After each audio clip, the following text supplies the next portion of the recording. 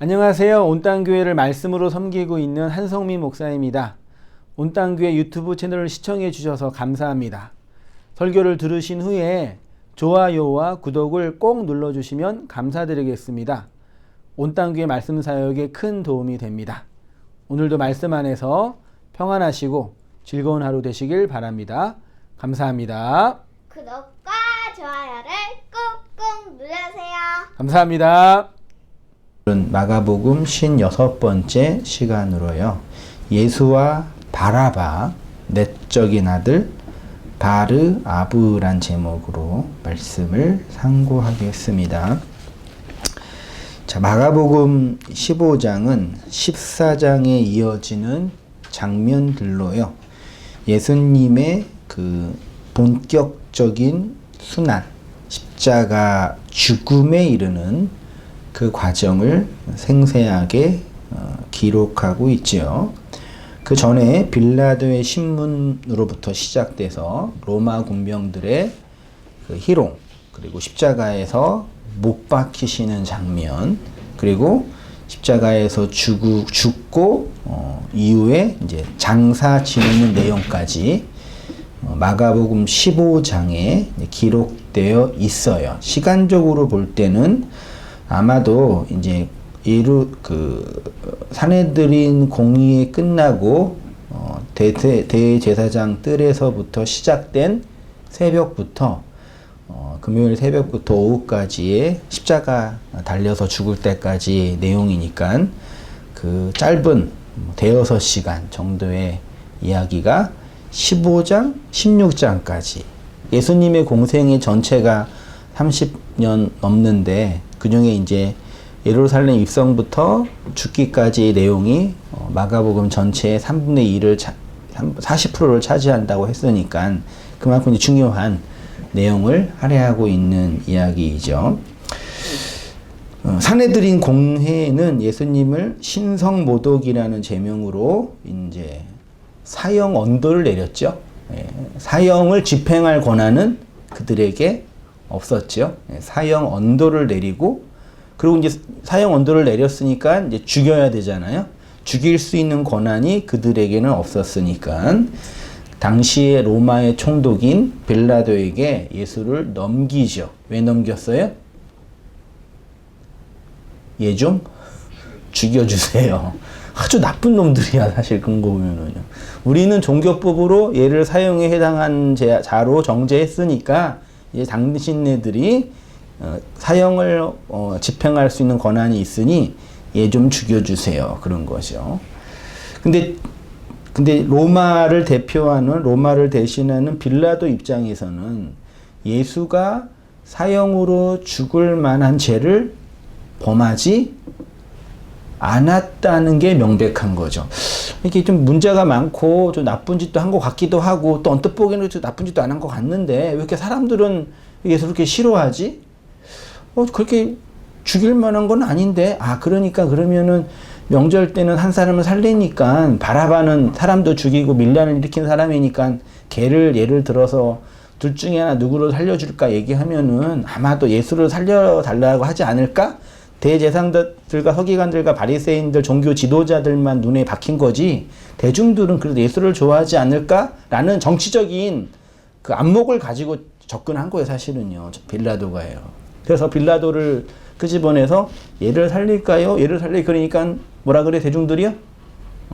빌라도는 살려주고 얘를 죽여주세요, 그러는 거예요. 놀랍죠. 물론 이 안에 아주 담겨져 있는 놀라운 복음적인 의미가 담겨져 있죠.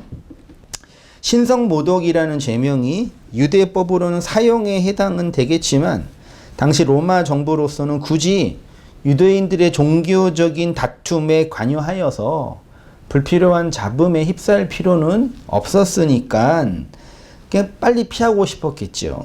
따라서 산헤드린 공의인들은 예수님에게 종교적인 정죄뿐만 아니라 정치적인 누명을 뒤집어 씌워서 죽이려고 했죠. 그 이야기가 이제 누가복음 23장에 나와 있는데요. 보세요. 고발하여 이르되 우리가 이 사람을 보매 우리 백성을 뭐하고요? 미혹하고 그 다음에 가이사에게 바치는 것을 금하며 자칭 왕 그리스도라 하더이다. 종교적인 문제뿐만 아니라 세금까지 바치지 말라 그랬다. 더더군다나 로마를 정복하려는 어떤 왕권을 꿈꾸고 있다. 이렇게 이제 뒤집어 씌운 거죠. 첫째로는 예수님이 유대인을 선동하여 혁명을 일으키려고 한다고 고발을 했어요. 실제로 당시 예수님을 추종했던 무리들 중에 많은 사람들은 예수를 정치적인 메시아, 현실적인 메시아로 이해하여서 자신들을 로마의 압제로부터 구원시켜줄 그런 군사적, 정치적 혁명가로 받아들였던 거지요. 요분 하는 거 보니까 괜찮네. 가능성이 있네. 잘 따라가면은 한번 큰일 할 수 있겠네. 라는 정치적 비전을 예수에게 본 거지요. 따라서 이 제목은 당시 로마 정치인들에게는 매우 예민한 상황이었겠죠. 당시에도 수많은 밀란과 반란들이 있었으니까 예수가 그렇게 자신들의 정치 권력을 공격하는 자로 이해된다면 충분히 죽일 수 있었을 거 아니에요. 그래서 빌라도가 가만히 보니까 너 요놈 봐라. 이걸 지금 정복을 하려고 혁명을 일으킨다고 얘기를 해보니까 나와요, 안 아닌데?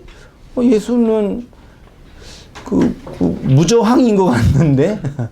무폭력인 것 같는데? 신문을 해보니까 당신네들이 말한 그런 기소는 없는 것 같아요. 라고 심적으로 이해한 거죠. 이게 두 번째는 더 정확하죠. 로마 황제에게 납세를 하지 말라고 얘기했다라고 거짓 기소를 받은 거죠.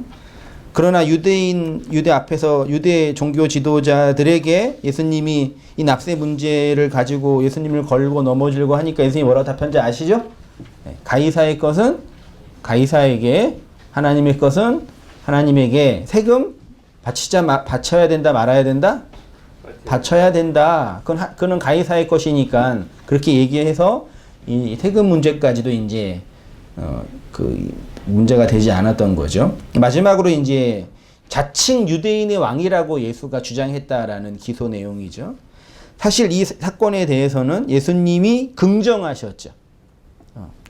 그리고 빌라도가 물어봤죠. 네가 유대인의 왕이냐? 그러니까 뭐라고 그랬어요? 네가 하는 말이 맞아, 그런 거죠. 그럼 이것도 유대인의 왕이니까 문제될 건 없죠. 로마의 왕이든 뭐의 왕이든 어차피 속국이고 망한 나라인데 그냥 종교적인 정신병자 정도로 이해했겠죠. 예수님이 말하는 유대인의 왕과 유대교 지도자들이 생각하는 유대인의 왕의 개념은 전혀 달랐겠죠. 예수님은 자신을 유대인의 왕이냐고 묻는 빌라도에게 긍정하신 이유는 당연히 종교적으로 언약적으로는 왕의 사역을 하였기 때문이겠죠. 그러나 유대교 지도자들이 생각하는 유대인의 왕의 개념은 순전히 현실 세계의 정치적 개념으로만 이해했기 때문에 같은 말 가지고 다른 뜻으로 사용하는 거죠. 이게 언어적으로 뭐라 그런지는 모르겠는데 같은 단어인데 의미가 다른 거예요.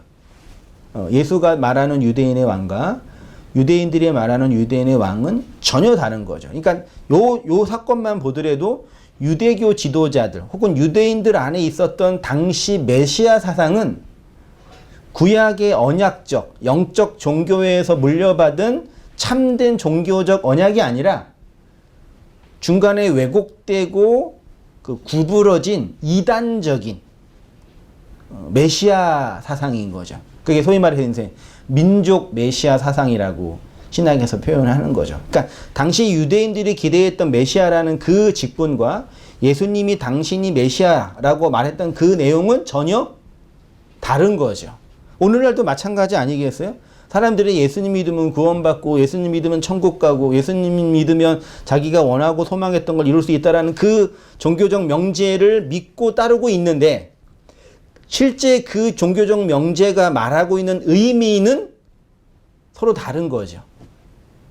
서로 무슨 말을 하고 있는 거예요? 다른 말을 하고 있는 거예요. 말 내용은 말의 그 표면은 똑같는데 의미가 다른 거죠. 그걸 뭐라 그래요? 그걸 방언이라고 그러죠. 못 알아먹는 말이라고 하는 거죠. 그러니까 한국말로 문법으로 문항으로는 이해하는데 내용으로 모르는 거예요. 의미로 모르는 거예요. 원래 그 문자, 그 세메이온, 그 상징 안에 담겨져 있는 의미를 모르는 거예요. 그래서 각자 자기의 의미로 취하여 사용하는 거예요. 아무튼 빌라도는 예수님을 2번 신문을 했습니다. 사내들인 공회로부터 예수 고소 사건을 인계받은 빌라도는 한 차례 간략하게 신문을 한 후에 헤롯 안티파스에게 예수를 넘겨요. 왜냐하면 빌라도 입장에서는 유대인들의 종교적인 문제에 깊이 관여하기 싫었고 시끄럽고 뭐 돈 나올 것도 없었으니까요. 또한 예수가 어디 출신이에요? 갈릴리 출신이잖아요. 그때 갈릴리 분봉왕이 누구라고요? 헤롯 안티파스. 그러니까 야, 니네 동네에 이상한 청년 하나 있네. 걔같이 문제가 많아. 가서 니네 관할구역에 가서 좀 신문 좀 받아. 변호 좀 해봐. 그게 보낸 거예요. 그럼 거기서 문제가 해결되면 본인은 이제 필요 없으니까. 전형적인 공무원 사고죠. 관할구역 따지는 거. 공무원 비하하는 건 아니에요. 근데 헤롯이 아주 여우같이 잘 판단해가지고 다시 돌려보내요. 예수님이 이틀 동안 왔다 갔다 해서 그런 거예요. 그 빌라도가 2번째 이제 신문을 하고, 마테마가 누가에는 정확히 안 나오지만 그 요한복음에는 이제 빌라도의 아내가 꿈에 보니까 이 예수를 좀 신경 쓰면 안 될 것 같다라고 이제 그런 얘기를 하면서 저 사람에 대한 핏값을 당신이 치르면 안 된다라고 그런 얘기까지 하면서 얘기가 진행되죠. 아무튼 빌라도는 행정명령에 고소사건에 도장을 찍어요. 뭐라고요? 사형. 그리고 십자가 언도형. 도장을 꽝 찍어가지고 2000년이 지난 지금도 누구의 고난을 받으사? 빌라도에게 고난을 받으사라는 사도신경 그 문장에 딱 찍힌 거죠. 빌라도가 고난 준 건 아니죠. 빌라도는 가능한 한 예수를 살려주려고 했었어요. 이러한 신분 과정 속에서 우리는 몇 가지 내용을 좀 살펴볼 필요가 있겠는데, 첫째는 예수님이 이 모든 부당한 신문 속에서 자신을 적극적으로 변호하지 않으셨다라는 부분입니다.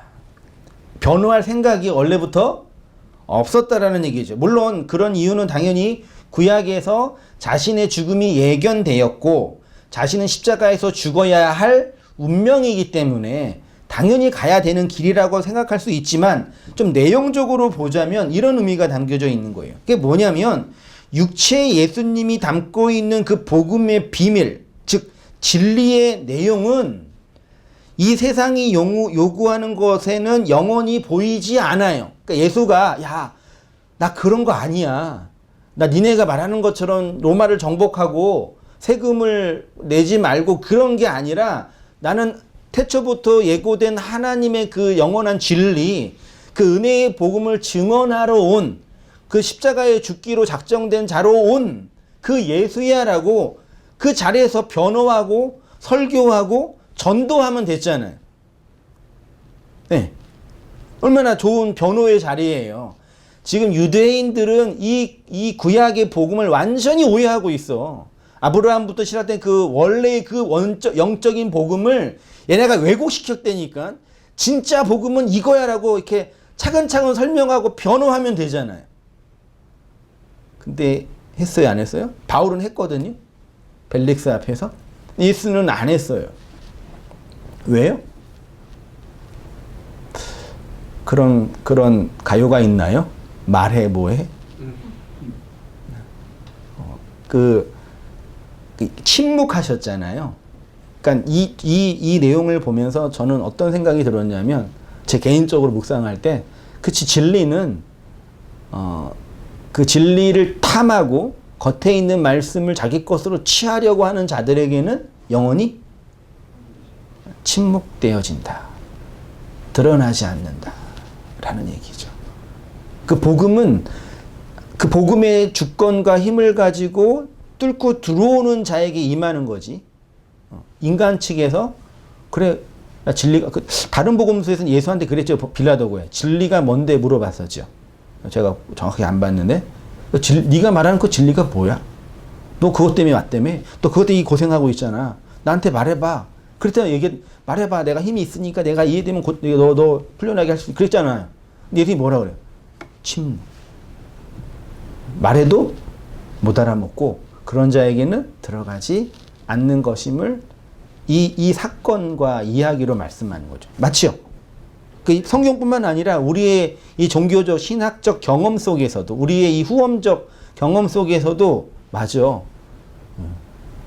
그럼 나한테 말해보세요. 내가 한번 들어보고 좋으면 받아들여 볼게요. 그런 사람한테는 복음은 영원히 외국어로 들려요. 그러니까 저도 그런 마음이 간절하잖아요. 우리가 더 잘 가르치고 더 선명하게 얘기를 하면 누군가 더 많이 들을 수 있겠지. 그런 복음 전도의 간절한 마음. 왜 우리는 그게 없는 거예요? 내가 더 열심히 기도하고 남편과 아내를 위해서, 이 세상을 위해서. 그러면 더 많이 들릴 텐데 왜 우리는 그런 착한 마음이 왜 없는 거예요? 못돼서가 아니라 그거는 복음을 가지고 있는 자의 주체성의 문제가 아니에요. 복음 자체의 영역이에요. 그러니까 인간이 자기의 노력으로 치장하고 만들어진 명문화된 이 교리화 체계는 사람에게 진리로 증거될 수 없어요. 물론 그 언어가 사람들을 세뇌시키고 사람들을 자극시킬 수는 있지만 그 창세전 언약으로서 예수의 그 생명이 진리로 증언되는 내용은 불가능하다. 예수님은 언제나 그런 세상에 감추어져 있는 무스테리온이에요. 목을 뻣뻣하게 세우며 마음이 부요한 상태에서 묻는 자에게는 진리는 언제나 모호하게 대답할 뿐이에요. 진리는 그런 세상에게는 언제나 감추어져 있는 거예요. 예수는 인간의 선악 욕망이 요구하는 것에는 답하지 않으셔요. 그들에겐 진리는 영원히 보이지 않는 비밀이기 때문입니다. 두 번째로는 빌라도의 이 태도를 봤어요. 물론 예수님의 침묵과도 관련이 있는데 물론 이 태도를 그냥 우리가 인간적으로 우유부단함이라고 표현할 수 있지만 이것뿐만 아니라 빌라도는 예수가 무죄하다는 것을 알고 있었지요. 자각을 했어요. 이분한테는 뭔가 다른 게 있는 것 같아라는 그런 자극이 있었단 말이죠. 그렇죠? 그래서 기회가 됐으면, 운이 좋았으면, 세상말로 성도가 될 수 있었어요. 초대교회의 성도가 될 수 있었어요. 운이 좋았어요. 왜냐면은 들었으니까, 봤으니까. 예수가 어떤 존재인지 봤으니까요. 그리고 어느 정도 자각했으니까요. 이렇게 유대인들한테 이런 소송을 당할 만한 게 아닌데, 그리고 진리에 대한 궁금증도 있었으니까. 근데 왜 그에게는 그 예수가 내용으로 있는 그 복음의 내용이 없었을까라고 한다면, 한번 찾아본다면 이런 모습인 거죠. 빌라도는 예수님의 결백함을 인지하고 있었습니다. 그래서 예수님을 놓아주기 위해 나름대로 노력하고 있었어요. 그러나 결국 유대 지도자들과 군중들의 요구에 따라서 죄 없으신 예수님을 십자가로 죽이는 일에 관여한 거죠. 우리는 모두 나름대로 최선을 다해 살고 있죠. 세상에서 이 말이 통용될 수는 있을지는 몰라도 진리의 입장에서는 통용이 안 되죠. 빌라도의 우유부단함 속에는 자기를 지키기 위한 방식으로서의 회피, 복음은 우리가 핑계하지 못하고 회피하지 못하도록 집요하게 나를 향하여 공격하는 하나님의 열심이고 간섭이잖아요. 그 회피하는 자를 정복하여 하나님의 말씀이 그의 인생 속 깊이 들어오는 영의 말씀인 거죠. 그러니까 아무리 인간 측면에서 자기 나름대로 최선을 다하는 거랑 복음이 한 사람을 그 진리로 장악하는 것은 다른 거예요. 이게 억울한 거죠. 아니, 쉬운 말로 각자 자기 인생 속에서 나름대로 애를 쓰지 않는 사람이 어디 있어요? 그렇죠? 다 한 인생 돌아보면은 자기 인생 속에 최선을 다하죠. 성실하게 살죠. 애를 쓰죠. 노력을 해요. 근데 그거랑 인생의 결과물은 꼭 똑같지 않지요. 그 세상에서도 그렇잖아요. 세상도 그래요. 열심히 일한다고 돈을 많이 버는 게 아니죠. 우리는 잘못된 교육을 받은 거예요. 그 70년대, 80년대 뭐 새마을 운동 하면서 성실하게 일하고 아껴 쓰고 부지런하면은 성공한다. 이게 기본적인 모토였잖아요. 그거 맞아요, 틀려요? 틀려요. 그거는 왜냐하면 우리가 살고 있는 세상은 인간의 개별적인 육체적 노동으로서의 성실한 건 아무 상관없기 때문이에요. 오히려 상품성 있는 아이디어를 만들고 사람들한테 자극을 줄 수 있는 어떤 물건을 만드는 게 더 많이 성공의 가능성이 있는 거죠. 이 세상의 법칙으로 보더라도. 그러니까 나름대로 사는 건 중요하지 않아요. 그냥 자기 만족이 쉽게 말하면요. 나는 그래도 최선을 다해서 내 인생에 대해서 자책하지 않을 수 있는 힘. 그 정도뿐이 없어요. 밤새도록 열심히 공부했는데 그런 생각 많이 했었거든요. 중간고사 시험이고 대입 수능 시험인데 하루 1년 내내 열심히 공부했는데 정말 열심히 공부했어요. 3시간 자고 2시간 자고 최선을 다했어요. 근데 어떻게 공부했어요? 나름대로 공부. 출제자의 의도와 아무 상관없이 나름대로 공부했어요. 그러면 성적이 나와요, 안 나와요? 안 나오죠. 출제자의 의도를 따라 공부해야죠. 세상도 그렇죠. 그러면서 하나님의 의도가 있을 거 아니에요. 이 세상을 향한. 그러니까 니네가 나름대로 노력하고 그게 중요한 게 아니라니까. 내가 의도한 게 있어. 그걸 좀 알아야지. 그 얘기 하시는 거잖아요. 근데 모든 사람은 다 나름대로 자기 일을 해요. 근데 그 나름대로 살다가 진리가 비수처럼 정확하게 우리의 인생 속에 들어올 때 나름대로 사는 사람 어떻게 한다고요? 회피해. 왜요? 그것이 나를 공격하고 무너뜨리니까. 나의 지금까지 나름대로 살아온 삶의 체계를 무너뜨리니까. 그거 무너지지 않으려고 어떻게 한다고요? 하나님의 그 비수와 같은 정직한 말씀을 회피해요. 무섭지 않아요? 시편에서 복 있는 사람의 가장 기초가 뭐예요? 여호와의 말씀을 주야로 묵상하는 거라 그랬잖아요. 이게 성경 읽고 묵상하고 이 개념이 아니라니까요. 이 문자를 공부하고 이 원어를 공부하고 이게 아니에요. 우리에게 영으로 임하는 그 존재를 뚫고 들어오는 그 영의 말씀을 받아들이냐의 문제예요. 빌라도는 그런 측면에서 이 세상에서 나름대로 살아가는 모든 사람들을 대표하고 있는 인물인 것 같아요.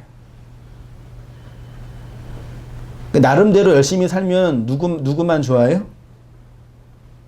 나만 좋아요. 네? 나는 그래도 최선을 다해서 내 인생에 대해서 이거. 또 다른 한 부류가 군중들이죠. 세 번째로 군중들의 완악함이 보여요. 인문학에서 볼 때 군중이 가지고 있는 개념은 긍정과 부정, 윤리적으로 선악 판단이 없어요. 군중은 좋은 거예요, 나쁜 거예요? 세상의 관점에서 볼 때는 그 좋고 나쁨의 문제가 아니죠. 근데 이 군중 안에 어떤 거대한 힘이 있어요.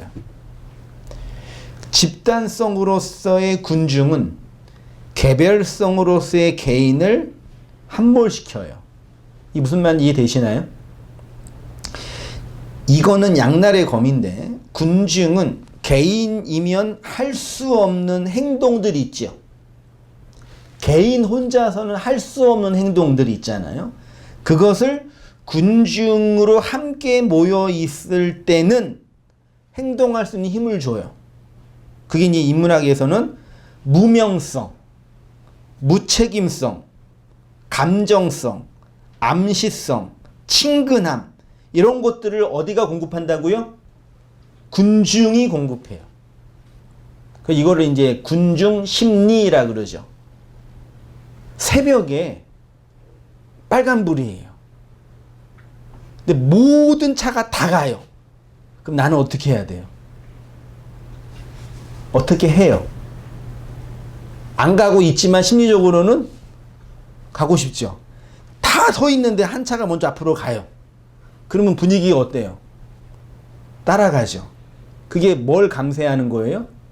빨간불일 때는 가지 말아야 된다는 그 책임성을 뭐예요? 감세해요. 왜요? 나 혼자 한 게 아니라 다 같이 하니까. 왜 10대 애들이 나쁜 짓을 할 때 혼자 못하는지 아시겠죠? 걔네들 혼자는 잘 못해요. 누구랑 있을 때? 친구들과 무리로 있을 때 그때 이제 해요. 한 사람을 해코지 한다면은, 그러니까 10명이 한 명을 해코지 하면은 10대 1이니까 혼자가 혼자를 해코지 할 때는 모든 책임이 나만 뒤집어 씌운데 10명이 한 명을 하면 몇 분의 1로 줄어들어요? 네. 10분의 1로 줄어드니까 책임성이 회피되는 거예요. 인간이 이렇게 무섭다니까요. 이건 부정적으로는 그렇죠. 근데 긍정적인 것도 있어요. 민주주의도 군중에 의해서 성취된 것이지만 독재도 군중에 의해서 만들어졌죠. 이 군중을 잘 이용하여 성공할 수 있는 곳이 정치와 경제예요. 종교도 마찬가지예요. 정치의 영역과 종교의 영역을 교집합으로 갖고 있는 집단이 종교예요. 종교는 아주 뭐라 그럴까요? 그 인간의 그 욕망을 자극하는 아주 강력한 그 인자가 있어요. 그러니까 경제적으로 풍요하게 사는 것도 있고 정치적으로 이 세상을 컨트롤하는 힘도 인간에게 있지만 종교는 이 두 가지가 아주 교묘하게 조합되어 있어요. 그래서 고대 시대는 누가 힘이 셌어요? 종교인들이. 제사장, 사제들이. 고대 시대는. 이 종교가 갖고 있는 그 정치적 헤게모니와 경제적 헤게모니가 인문학 운동을 통해서 이렇게 분리된 거예요. 나누어진 거예요. 정치 영역으로, 경제 영역으로. 그러니까 인간의 군중성을 가장 많이 자극하는 게 정치, 경제, 종교예요. 종교는 정치, 경제가 이렇게 혼합되어 있는 영역이에요. 이 군중을 가장 잘 이용해야 성공할 수 있는 곳이 정치, 경제, 종교입니다. 이 군중을 누가 차지하냐에 따라서 정치적으로 성공하고 실패가 결정이 되죠. 근대화 이후에 그러니까 강력한 왕조가 붕괴된 이후에 등장한 서구 제국주의가 군중들을 이용해서 수많은 전쟁을 하면서 식민지화했죠. 이후에 수많은 전쟁으로 수많은 사람들이 죽은 공산주의 운동도 누구를 잘 이용한 거예요? 군중을요. 민주주의도 마찬가지예요. 군중들의 힘이 없었으면 발전할 수 없는 거죠. 우리나라도 지금 미얀마처럼 만약에 군사 정권이 지금도 계속 독재하고 있으면 이렇게 못 살 것 같아요. 경제적으로도. 그 분명하죠. 네. 그때 수많은 사람들이 민주화 운동을 하면서 죽어가고, 6월 항쟁이든, 민주화 운동이든, 이런, 했잖아요. 근데 그걸 개인이 한 게 아니라 누가 한 거예요?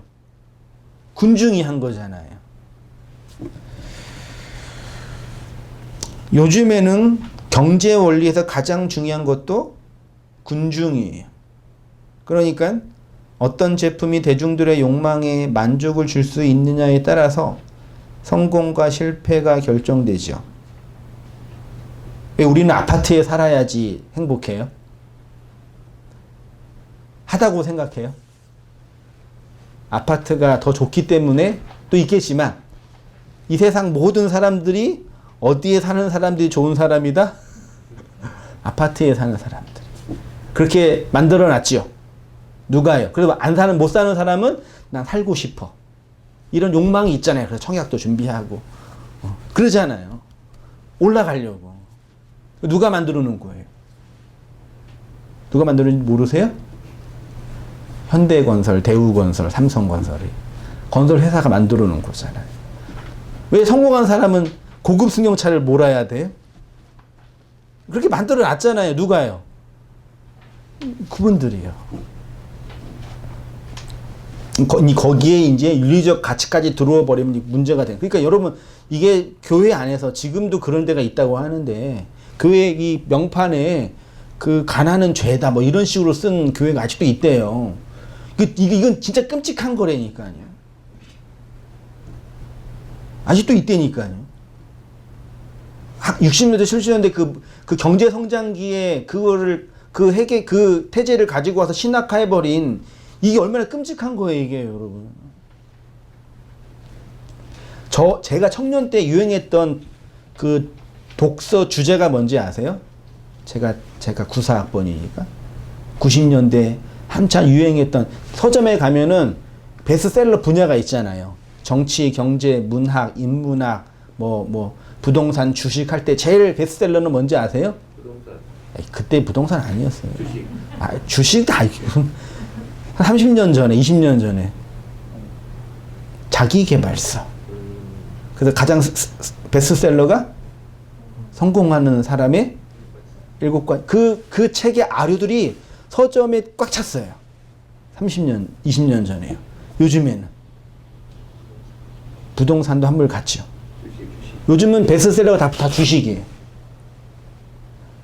학생들도, 대학생들도, 청년들도, 대중들도 다 뭐예요? 주식. 아니, 왜 이렇게 생각이 바뀌어버렸죠? 요즘에는 그 잘된, 성공하는 사람의 그런 책이 이제 있어요, 없어요? 자기계발, 인간이 행복해지는 이런 책이 이제 안 팔려요. 어떻게 쓰든지 이렇게 돈 벌 수 있냐. 그러니까 이 세상은 그 트렌드가 있는 것 같아요. 각 시대마다. 트렌드. 한 5년 주기로 바뀌는 것 같아요. 그러니까 바로 한 5년 전에는 부동산이 되게 유행했던 것 같거든요. 근데 그 부동산이 이제 끝나고 이제 주식. 그 다음 뭐가 갈까요? 제가 예언할게요. 뭐가 갈까요? 비트코인. 하란 얘기가 아니라 세상이 끊임없이 변화간다고 이렇게. 우리가 알지 못하는 또 다른 어떤 것들이 만들어져서 대중들을, 군중들을 어떻게 해요? 움직여요. 우리는 그 거대한 물 속에 한 사람의 먼지와 티끌로 이렇게 어디 가요?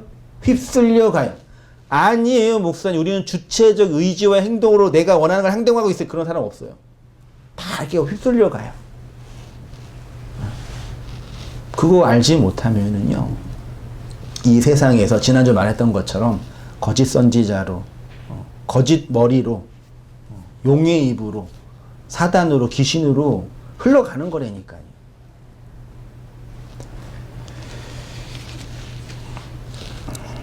다시 이제 본문으로 오셔서요. 이제 중요한 건 이건데, 이렇게 얘기하면서 이제 정말 본문이 우리에게 말하고 싶은 것 중에 하나는 저는 이거라고 생각이 들어요. 이 대중들이 이제 요구한 게 뭐예요? 그 예수는, 그 진리를 전하는 그 예수는 죽이고 자신들이 욕망하고 원하는 누구를요? 바라바를 살려내라 라고 한 거죠. 물론 대제사장들의 충동이 있었지만요. 자, 6절 이하 보세요. 명절이 되면 백성들이 요구하는 대로 죄수 한 사람을 놓아주는 전례가 있더니 밀란을 꾸미고 그 밀란 중에 살인하고 체포된 자 중에 바라바라 하는 자가 있는지라 무리가 나아가서 전례대로 하여 주기를 요구한데 빌라도가 대답하여 이르되 너희는 내가 유대인의 왕을 너희에게 놓아주기를 원하느냐 하니 이는 그가 대제사장들이 시기로 예수를 넘겨준 줄 알미. 그러니까 대중들은 예수를 좋아한다고 생각한 거예요. 11절 그러나 대제사장들이 무리를 충동하여 도리어 바라바를 놓아달라 하게 하니 빌라도가 또 대답하여 이르되 그러면 너희가 유대인의 왕이라는 일을 내가 어떻게 하랴? 그들이 다시 소리 지르되 그를 십자가에 못 박게 하소서. 빌라도가 이르되 어찌미냐 무슨 악한 일을 행하였느냐. 그러니까 십자가? 아니 그렇게까지는 할 필요 없는데 왜 십자가? 이거예요. 그렇게 니네 나쁜 짓 했어? 이거예요. 더욱 소리 지르되 십자가에 못 박게 하소서 하는지나 빌라도가 무리에게 만족을 주고자 하여 바라바는 놓아주고 예수는 채찍질하고 십자가에 못 박히게 넘겨주니라. 그러니까 예수 때문에 누가 산 거예요? 바라바가 산 거죠. 대중들이 예수님을 십자가에 죽이고 바라바를 놓아달라고 한 것에는 매우 중요한 복음적이고 영적인 의미가 담겨져 있어요. 왜냐하면 바라바라는 이름 자체가 바르 아부예요. 원래 아람어인데 아람어는 히브리어랑 거의 같아요. 사실 신약 성경도 아람어로 기록돼 있었을 거예요. 사본이 그러지 않을까 생각이 들어요. 우리가 헬라어라고 이해하는데 예수님 당대의 그 언어는 아람어였고요. 예수님도 아람어로 사용했고요, 실제로. 그리고 이제 사도들이 헬라 문명권에 복음을 전하려고 헬라어가 공용어였으니까 사실은 헬라 시장 헬라어, 일반 헬라어, 대중들이 쓰는 헬라어로 성경을 쓴 거죠, 사실은요. 그러니까 아람어적인 어떤 배경을 가지고 히브리적인 배경을 가지고 다시 이게 복음서를 보면은 더 깊을 것 같아요. 아무튼 이 아람어로 바라바가 그 뜻이에요. 근데 이제 단어를 보기 전에 마태, 마가, 누가, 요한 네 복음서에 이 바라바를 어떻게 설명하고 있는지 보세요. 마태복음에는 그때의 바라바라 하는 뭐래요? 유명한 죄수, 아주 이름난 죄수였다고 합니다. 누가복음은 밀란을 꾸미고 그 밀란 중에 살인하고 체포된 자 중에 바라바라 하는 자가 있느니, 밀란이란 측면에서는 유대인 입장에서는 좋은 거예요, 나쁜 거예요? 유대인 입장에서는 당시의 권력자인 로마 정권과 맞닥뜨린 거니까 대중들의 스타인 거죠, 사실은요. 그렇죠? 그 바라바는 그 예수 영화 보면 되게 포악하고 막 살인한 그런 어떤 강력범죄 저지른 사람이라고 우리가 이해하고 있었는데, 사실은 제가 볼 때 독립운동 했던 사람이 아닐까 생각이 들어요. 제 느낌으로는. 독립운동을 좀 열렬하게 하다가 사람도 죽이고 로마인들 암살도 하고 그랬을 거 아니에요. 우리나라도 안중근도 가서 암살한 거잖아요. 말하자면 그런 사람이 아니었을까, 유대인 입장에서는. 그러니까 당연히 우리한테 필요한 건 그 진리보다는 이런 사람이지인 거죠. 그 요한복음에서는 어떻게 표현하냐면 또 강도라고 표현을 하네요. 요거를 다 보세요. 복음서가 말하는 바라바는 죄수, 밀란을 꾸미고 살인한 자, 강도래요. 살인, 강도, 이게 뭐예요? 이것이 바로 이 세상이 바라바를 바라보는 관점이에요. 근데 이 단어를 자세히 보면, 자세히 볼 필요 없는 게 쉽게 봐도 바라바는 아람어 바르 아바를 헬라어로 음역한 거랍니다. 바르는 아람어로 뭐라고 뜻이요? 아들이에요, 아들. 제가 수년 전에 히브리어 속에 숨겨진 복음하면서 바르 했었는데, 바르는 베이트와 로시가 조합된 두 개의 자음이 조합된 단어거든요. 베이트는 집이죠. 성전이고, 로시는 뭐예요? 머리예요. 성전의 머리로 있는 자, 그게 바르예요. 그걸 아들이라고 우리가 의미한 거죠. 그래서 이 바르가 집에 있는 로시, 머리, 집에 있는 사람. 성경에서의 집은 성전이고, 성전은 누구의 집? 아버지의 집이잖아요. 그 아들은 아버지의 집에 있는 자죠. 그거를 성전과 성막으로 설명했던 거죠.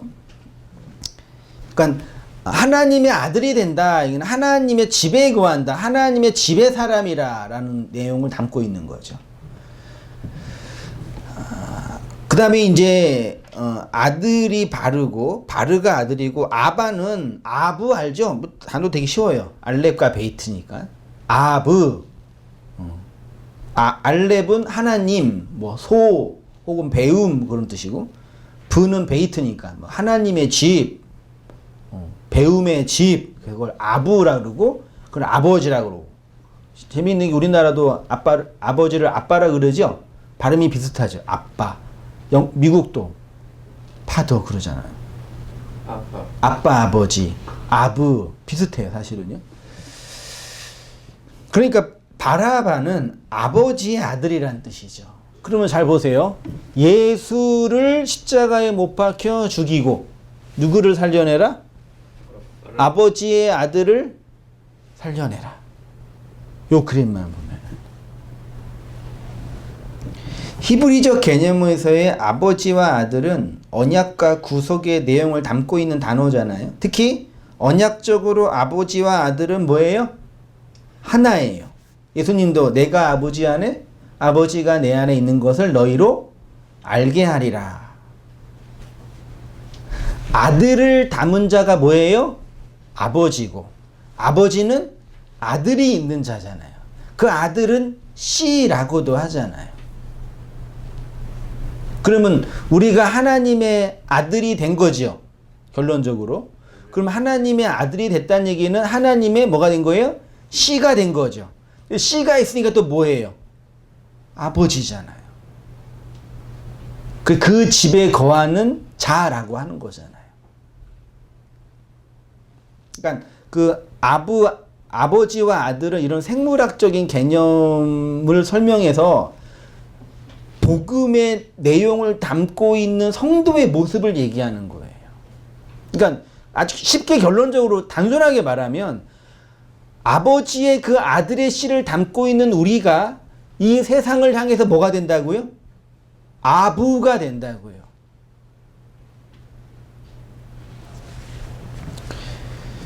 그래서 예수님도 당신의 구속 사역의 내용을 아버지와 자신이 하나인 것을 증언하는 거였죠. 이렇게 아버지와 아들이 하나가 된 것을 내적인 아들이 됐다라고 표현해요. 쉽게 말하면 밖의 아들, 안의 아들. 밖의 말씀, 안의 말씀. 밖의 사람, 안의 사람. 밖에 있는 건 율법, 안에 있는 건 진리. 뭐 그렇게도 표현하잖아요. 외적인 아들, 밖에 있는 아들이 있어요. 대표적으로 누가 있어요? 탕자가 있죠. 밖의 아들이 이 더러운 세상, 돼지우리 같은 더러운 세상에서 율법의 지엄열매를 먹으면서 뭘 깨달았어요? 내가 아버지의 집에 가야 되겠다라는 걸 어디서? 밖에서 이 율법의 세상에서 깨달았잖아요.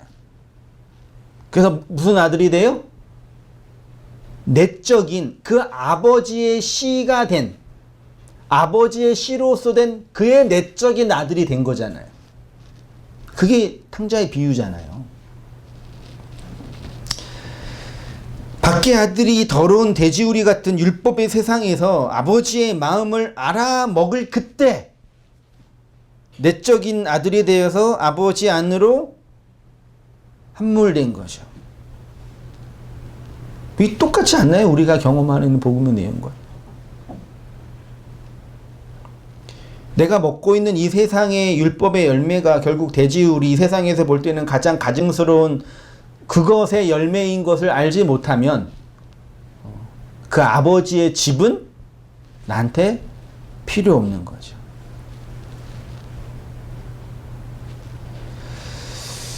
신약 성경에서 육의 예수가 죽고 부활하신 그리스도는 말씀 혹은 영 혹은 아버지의 개념이 담겨져 있습니다. 그러니까 바라바는 살고 예수가 죽는 이 그림은 스타우로스를 통해서 육의 예수, 쉽게 말해 밖의 예수, 율법의 예수가 죽고 그의 죽음을 통해 그의 죽음으로 내적인 아들이 거듭나는 부활하는 그림을 설명하는 거예요. 다시 볼게요. 그러니까 바라바는 살고 예수가 죽는 이 그림은 스타우로스를 통해서 육의 예수가 밖의 아들이 죽고 그 죽음을 통해서 거듭난 부활한 아내의 아들이 나오는 그림을 설명하는 거예요. 또 바울은 요거를 어떻게 표현했냐면은 우리의 겉사람은 날마다 죽지만 뭐가 살아나요?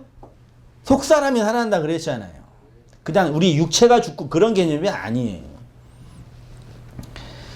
예수님이 아버지가 내 안에 내가 아버지 안에 있다라는 것, 그리고 아버지와 자신이 하나가 된다는 것은 예수의 스타우로스를 통해서 부활하신 그리스도가 아버지로 내 안에 오신다라는 개념인 거죠. 쉽게 말해서 예수가 내 안에서 죽으면 그의 죽음이 나를 무슨 아들로?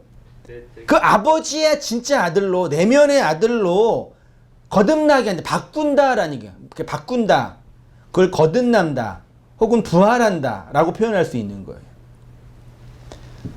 그 성경은 이 사건을 부활이라고도 하고, 예수가 부활하신 그리스도로 나온다는 것을 강도의 이름을 통해서 설명하는 거죠.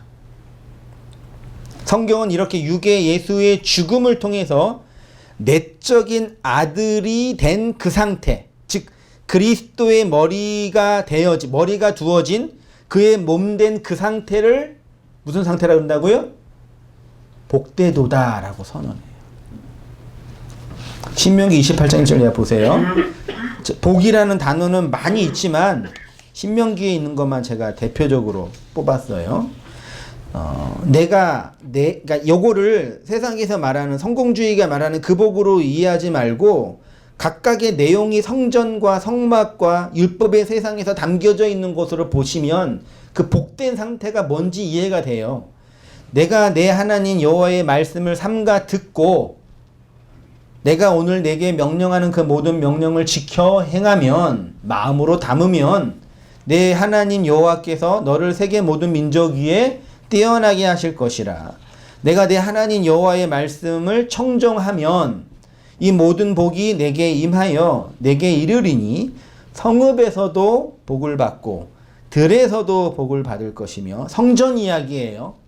성전 바깥에서 안에서 내 몸의 자녀와 내 토지의 소산과 내 짐승의 새끼와 내 소와 양의 새끼가 복을 받을 것이며, 내 광주리와 떡반죽 그릇이 복을 받을 것이며, 내가 들어와도 복을 받고 나가도 복을 받을 것이니 여호와께서 너를 대적하기 위하여 일어난 적군들을 내 앞에서 패하게 하시리라.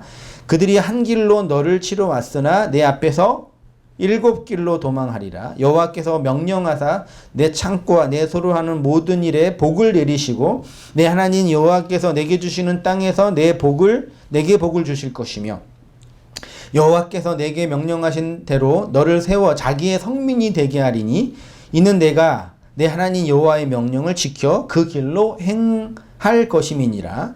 땅의 모든 백성이 여호와의 이름이 너를 위하여 불리는 것을 보고 너를 두려워하리라. 여호와께서 내게 주라고 내 조상들에게 맹세하신 땅에서 내게 복을 주사 내 몸의 소생과 가축의 새끼와 토지의 소산을 많게 하시며, 여호와께서 너를 위하여 하늘의 아름다운 보고를 여시사 내 땅의 때를 따라 비를 내리시고 내 손으로 하는 모든 일에 복을 주시리니 내가 많은 민족에게 꾸어줄지라도 너는 꾸지 아니할 것이요 여호와께서 너를 머리가 되고 꼬리가 되지 않게 하시며 위에만 있고 아래에 있지 않게 하시리라. 오직 너는 내가 오늘 내게 명령하는 내 하나님 여호와의 명령을 듣고 지켜 행하라. 내가 오늘 너에게 이름 명령하는 그 말씀을 떠나 자러나 우러나 치우치지 아니하고 달을 섬기지 아니하면 이와 같으리니. 쭉쭉 나오죠. 이 복 받을 것이요라는 이 복의 내용이 단순히 물리적으로 자본적으로 복 받는 거라고 이해될 수가 없는 거죠. 아직도 그렇게 이해되세요?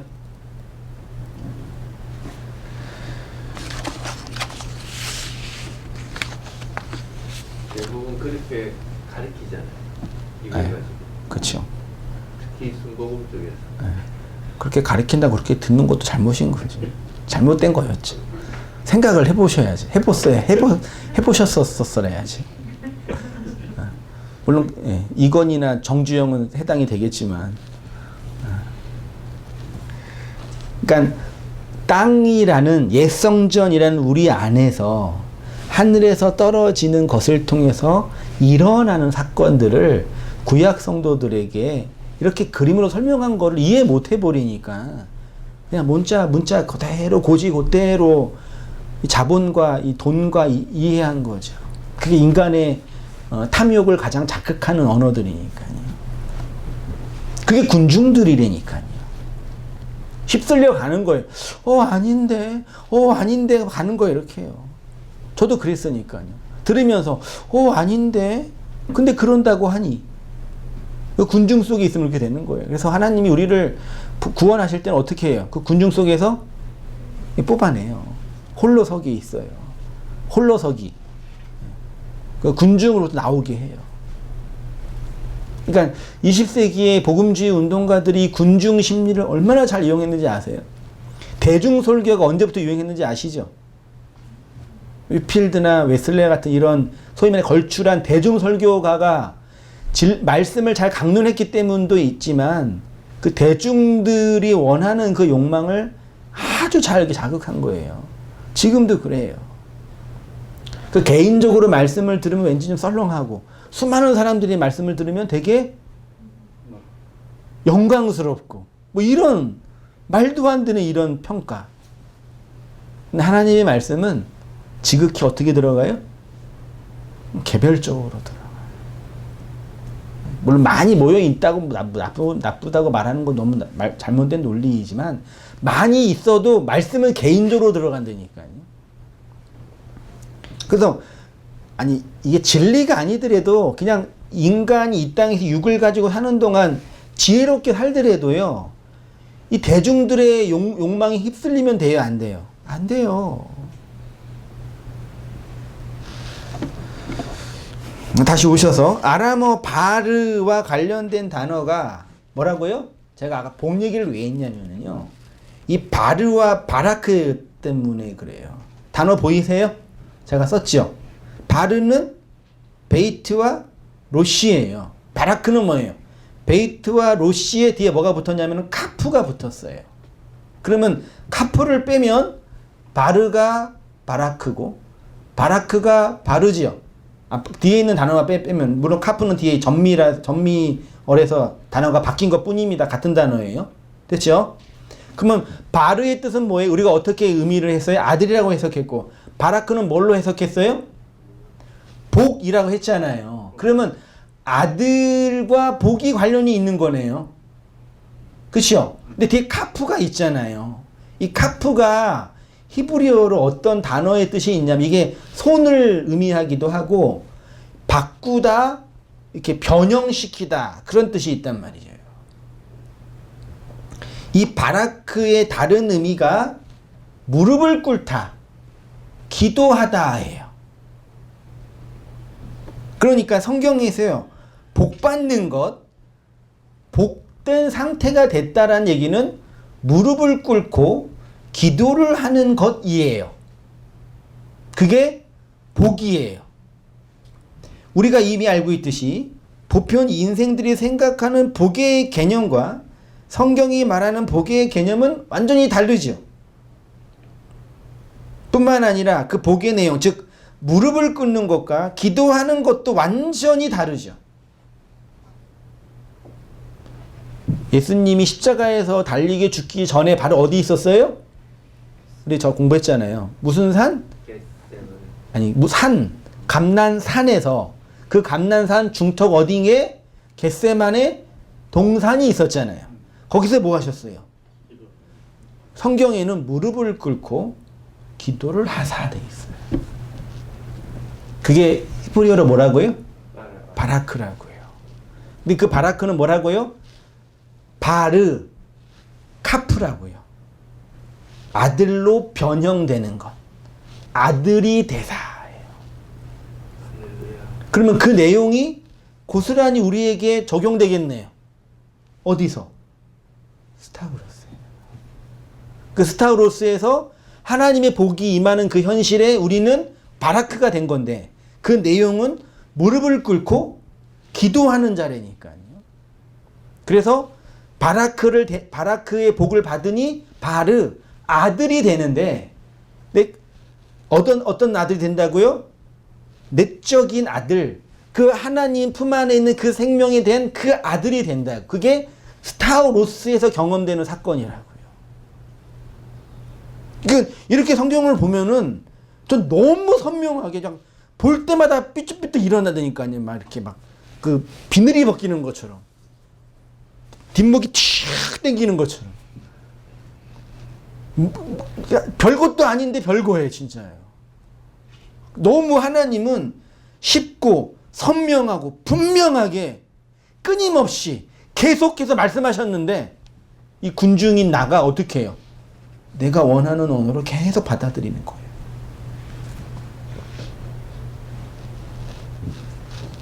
예수님이 십자가 지기 전에 감난산에서 무릎 꿇고 기도하셨습니다. 진정한 바르카프가 된 거예요. 이 바라크가 실현된 곳이 십자가예요. 스타우로스예요. 그 스타우로스에 달리신 예수는 바라바, 즉 하나님의 아들, 즉 내적인 아들이 담겨져. 그러니까 그 스타우로스는 우리를 바라바로, 바르아바로 하나님의 내적인 아들로 카프, 변형시키는 거라니까요. 그렇게 해서 하나님의 그 아들이 되면 우리가 이 세상을 향해서 이 세상에 뭐가 된다고요? 하나님의 집 아버지가 된다고요. 아버지는 그 씨를 가진 자예요. 그렇게 흘러가는 거를 전도한다라고 하는 거죠.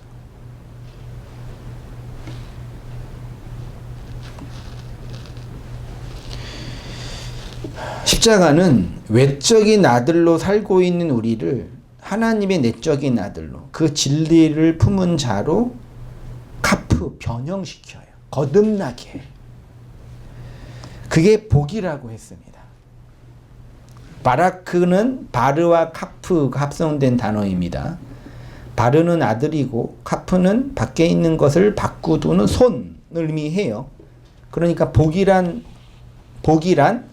아들로 바꾸는 거예요. 근데 그 내용이 무릎 꿇고 기도하는 거고 그 실현이 스타우로스고요. 그거를 신명기나 이런 구약 성경에서 복으로 설명하신 거예요. 그 스타우로스라는 언약적 키를 가지고 구약의 복의 개념을 공부하면은 너무 선명해요. 스타우로스가 관심도 없고 그 언약 안에서 나의 그 아가 죽는 것이 뭔지도 모르는 사람은 다 구약의 이 복의 단어를 다 이 땅에서 성공과 번영과 행복과 마음의 평안과 자기 욕망의 성취 등등으로 재해석해 버리는 거예요. 그게 편하고 좋으니까, 합리적이니까. 그럼 하나님이 뭐라 그러세요? 나랑 상관없는 자, 나랑 다른 말 하는 자, 나름대로 노력한 자라고 평가하시는 거예요.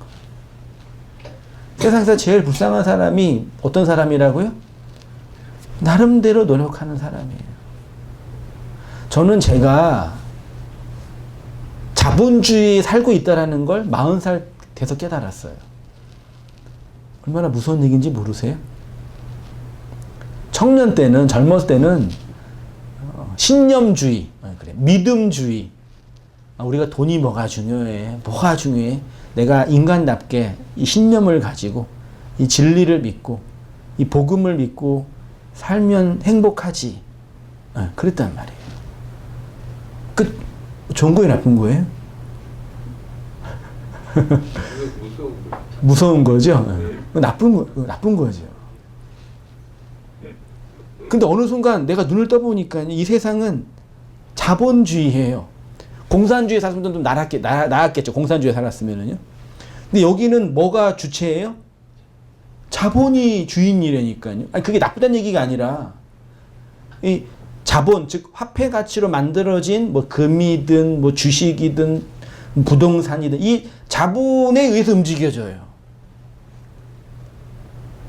그러면 누가 가장 왕이에요? 자본가. 나쁜 게 아니에요. 왜 여기가 무슨 주의니까? 자본주의니까요. 난 자본주의가 싫어. 그럼 뭐 하면 돼요? 뒤집어 엎으면 돼요. 불가능하죠? 아니면 나가든지.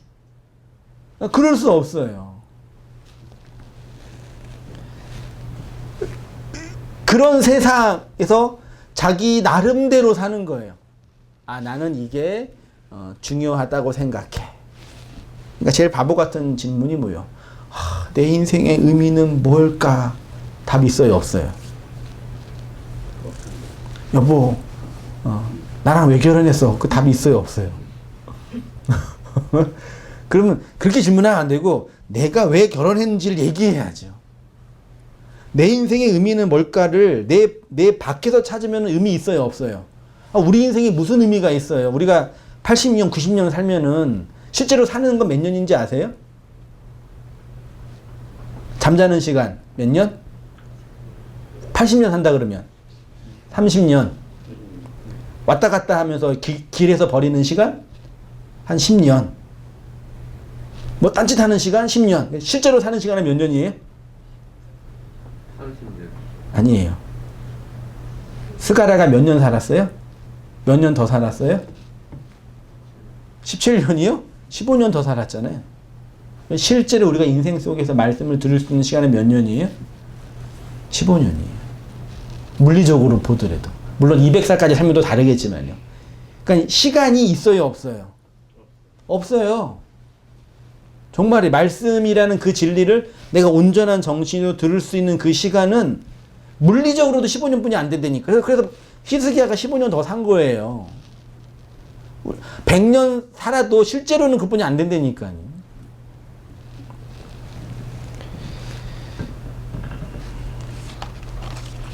그런 세상에서 나는 나름대로 노력하고 살아. 얼마나 슬퍼요.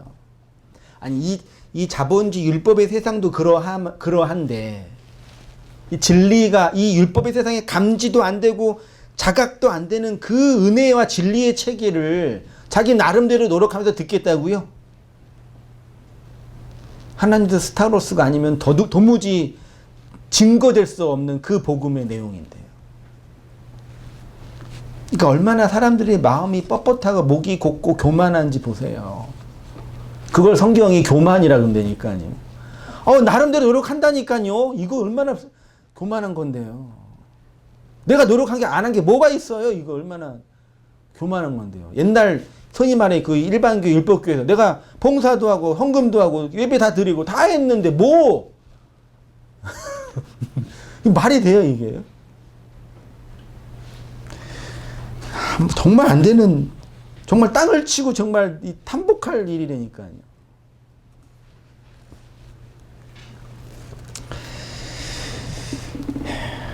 그 복이란, 바라크란 바르 아들로 카프 바꾸어주는 스타우로스 손이라니까요. 하나님에서.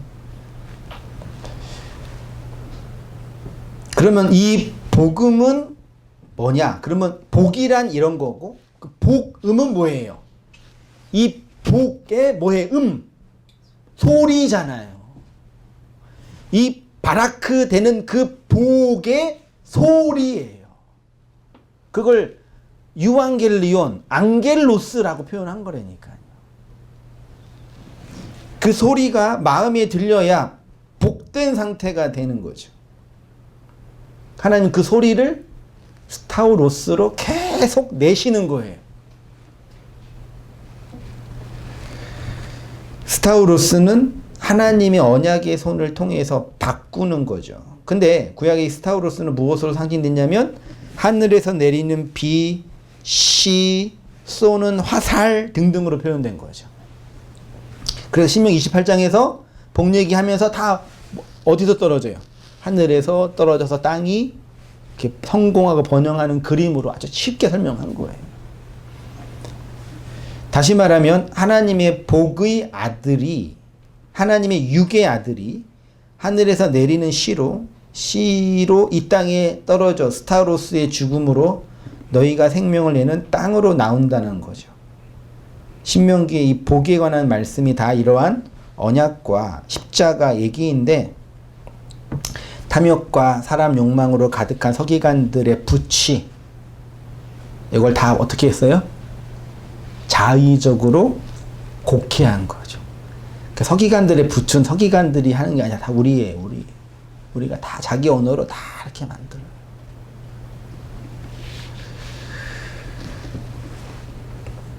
대제사장들과 대중들은 자기들의 욕망을 따라서 바라바를 놓아주고 예수님을 십자가에 못 박으라고 했는데, 그 모든 인간들의 자기 의를 지키기 위한 행동을 통해서 하나님은 선택받은 당신의 백성을 언약의 아들로, 바라압으로, 내적인 아들로 카프, 바꾸시는 복의 사역을, 복음의 사역을 행하시고 계시는 거예요. 이 복의 상태가 바로 우리에게 우리 안에서 율법의 예수가 스타우로스에서 죽고 그 죽음을 통해서 내적인 아들이 진리로 풀려나는 것을 의미하는 거죠.